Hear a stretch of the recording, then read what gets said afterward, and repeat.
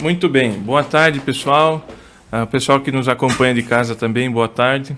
A pessoa só para o pessoal que está aqui, para o outro que se lasca. Hoje nós daremos continuidade no Seminário de Belas Artes e, para que não paire dúvidas, é o seguinte: nós temos também aqui no Instituto Sertilange o curso de História da Igreja, né? E temos o Seminário de Belas Artes, que é, evidentemente, o curso de História da Igreja é autoexplicativo. A gente vai passando, falando sobre os temas cronologicamente, principalmente levando o texto base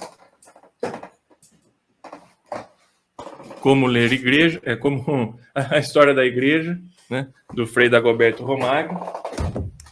E esse curso, especificamente, ele tem mais afinidade com matéria das Belas Artes, né? Portanto, ele está inserido no Seminário de Belas Artes, do que com o curso de História da Igreja. Agora está bem? Maravilha. Beleza. Então tá bom. Na aula anterior, a gente estava dizendo sobre... A gente estava analisando o título do curso ainda. E aqui é o que a gente vai continuar fazendo. Nós falávamos o seguinte... O nome do curso é Como Ler Igrejas, e a primeira palavra que nos deve chamar a atenção é como, certo? Por quê? Tem um livro chamado Como Ler Livros, né, do escritor, eu nunca lembro se ele era canadense ou americano, o Watson acho que vai poder dizer, acho que era americano, né?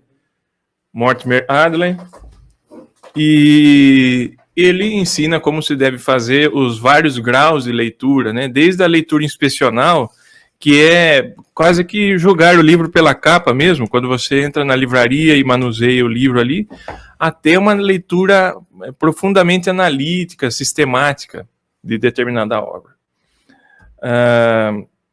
E ele explica os diversos tipos de livros, né? E um deles é o livro que é manual, que é ferramenta, né? E ele diz, geralmente, esse tipo de livro está acompanhado da palavra como, ou está oculta ali, mas encerra essa ideia de instrução sobre fazer algo, assim, praticamente. Portanto, essa é a matéria do nosso curso, né? Nós temos a necessidade de resolver um determinado problema, que é ler igrejas. A Jaqueline estava até falando sobre da onde que a gente tirou, de onde é que eu tirei a necessidade, né? De onde que você entendeu que é necessário falar sobre esse curso? E aí essa resposta já nos dá um alerta, né, sobre a atenção que nós devemos ter nessas formações. Esse curso seria absurdo na Idade Média. Ora, como ler igrejas? Né? Simplesmente você entra na igreja, analisa aquilo, você guarda no coração. Não tem muito segredo. Talvez até no Renascimento, nos outros períodos, enfim. Mas por que modernamente há a necessidade de um curso para que você esteja apto a ler determinada coisa? Né? Apto a ler especificamente as igrejas? Porque há uma crise na igreja, enquanto instituição, e há uma crise na arte, né? A igreja, o templo, são preponderantes essas duas realidades. A realidade sagrada, né? Portanto, que diz respeito ao culto divino, a própria igreja, e a arte, né? Então, nessas duas esferas, tanto na religião quanto na arte, nós temos uma crise severa no último século, principalmente. Está mais acentuado no último século.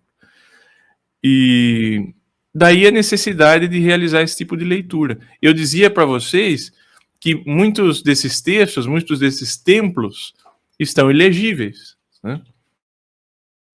Então, nós perdemos uma certa predisposição natural de conseguir ler aquilo, né? Porque existe muito ruído, muita confusão. É como se no meio de um texto bem editado, imagine aqui, um texto bem editado, bem diagramado, de repente um monte de garrancho. É isso. Você vai ficando confuso, você vai perdendo a capacidade de ler. E nessa aula, né, dado o problema, eu apresento um método, né? Esse método é baseado principalmente nos estudos da Escola Vitorina, que é uma escola de filosofia e de teologia da Idade Média, do qual participaram, obviamente, Hugo de São Vítor, né, do Mosteiro de São Vítor, Ricardo de São Vítor, né, e tantos outros mestres ali que orbitavam esse ambiente. E essas chaves de leitura, esse método que eu vou passar para vocês, tal qual é realizado com a Bíblia, certo? Então vamos recapitular algumas coisas. Nós já estamos considerando que a igreja é como que um livro, né? Na Idade Média se tinha essa concepção da igreja ser chamada Liber Pauperum, ou seja, o livro dos pobres, né? Então, nada mais justo que utilizar as técnicas de leitura de um livro aplicadas no templo. E o livro por excelência, o livro que mais deve ter a nossa atenção detida nas suas passagens é a Sagrada Escritura, né? Por N motivos. Tanto de teologia mística, até de arqueologia, certo? Só que daí nós temos ainda um outro problema, que é anterior ao método. A igreja, ela não foi constituída para que a gente faça uma leitura arqueológica dela, certo? A igreja, ela foi constituída para um determinado fim, e nós devemos ter as chaves de leitura que correspondem a essa fechadura, né? Certo? Sob pena da gente não conseguir extrair o máximo dessas construções. Os templos, as igrejas, as capelas, as basílicas, as catedrais, elas foram construídas para a santificação das almas e o culto divino. Nada mais, nada menos que isso. Essa é a grande finalidade. O professor Luiz Gonzaga de Carvalho Neto, vulgo Gugu, quando do incêndio da Catedral de Notre-Dame de Paris, ele falou assim: meus amigos, por que essa histeria? Porque gente que não tem crença, que não tem fé nenhuma, um grande patrimônio da humanidade, não serve para nada. Não serve para você. Né? Está dizendo para o ateu materialista. Por que você está preocupado com isso? Porque o patrimônio... A forma segue o conteúdo. Não dá para ser desassociado. A gente não pode ter um catolicismo arqueológico, certo? Baseado somente na preservação. Não, precisamos preservar a história. Não, é preciso viver o mistério da igreja ali naquele templo especificamente, certo? Então, qual seria um método de leitura arqueológico? Você analisar a datação do carbono 14, né? Você pega ali, vocês sabem para que serve isso? O carbono, ao que me parece, ele tem uma queda, acho que dos átomos, alguma coisa assim, e há uma diferença muito notável na composição molecular ao longo dos anos. E isso segue um padrão. E a partir desse padrão se consegue mais ou menos datar, com relativa precisão, a idade daquele objeto, certo? Isso não é um tipo de leitura? Você chega na Catedral de Notre-Dame de Paris, pega um pedacinho ali de ferro fundido ali e faz a datação do carbono 14. Você lê os dados. Tá bom, mas o que isso vai ajudar na santificação das almas? Não vai ajudar nada. Então essa não é uma chave de leitura adequada para o que nós nos propomos e é o que a igreja se propõe quando se põe, vamos dizer assim, como um livro aberto ali naquela sociedade. Vocês têm que usar essas chaves de leitura. Vocês têm que tirar essa conclusão. Qualquer coisa fora disso é maluquice. Vocês estão errados. Certo? Então é justamente esse caminho, é um caminho de santificação, certo? Não tem outro tipo de intento esse curso. Porque a preocupação maior aqui é como ler bem as igrejas. Porque ler qualquer um faz, uma leitura básica que seja. Um cachorro consegue ler o ambiente, entender mais ou menos o que está ali. Mas nós queremos ler bem. E para ler bem, nós precisamos estar em consonância com o propósito do autor das catedrais. Do arquiteto, do cura que estava coordenando a obra ali, dos pedreiros, dos artistas, dos artífices, que era a santificação das almas. Então, só assim a igreja lida da forma adequada.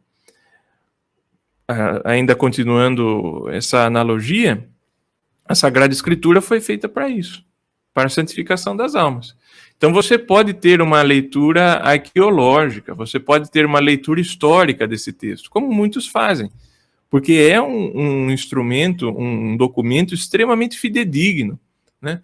Vocês sabem da descoberta dos manuscritos do Mar Morto, né? Não sei se vocês já ouviram falar. Os manuscritos do Mar Morto foram encontrados numa tribo, né, num local onde cresce que seria uma tribo de essênios. Os essênios era uma facção judaica que vivia apartada do restante da sociedade e eram só homens, então eles eram treinados, tinham alguma técnica militar. Muitos deles eram copistas porque eles achavam que eles detinham a pura interpretação das Sagradas Escrituras. Portanto, eles faziam questão de manter os próprios manuscritos.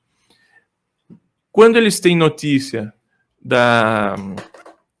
de uma invasão romana que o cercava, e que também era uma profecia, né? Essa profecia se cumpre, eles tratam de pegar as cópias das escrituras que eles tinham ali e guardar numas cavernas. Na verdade, na época não eram cavernas tão inóspitas, assim, tão inacessíveis, mas a topografia nesses milhares de anos mudou tanto que elas ficaram meio que ilhadas, assim, ficou de difícil acesso, mas provavelmente era na altura na altura do solo mesmo. Então isso aí ficou guardado durante milhares de anos e recentemente, né, essa descoberta, acho que foi no século passado, se eu não me engano, e quando eles descobriram finalmente esses manuscritos, constatou-se o rigor que as traduções bíblicas durante esses milhares de anos seguiu. É uma coisa impecável, irretocável. Não muda praticamente nada de nada. Boa tarde. Então, enfim, a Sagrada Escritura ela tem esse caráter admirável, né? Esse rigor documental admirável. Mas não é para isso que ela se propõe, é para a santificação das almas. Portanto, existem algumas chaves de leitura, né? A saber, gramatical, moral, analógica e anagógica. Isso aí pode anotar no caderninho aí que vai fazer falta depois.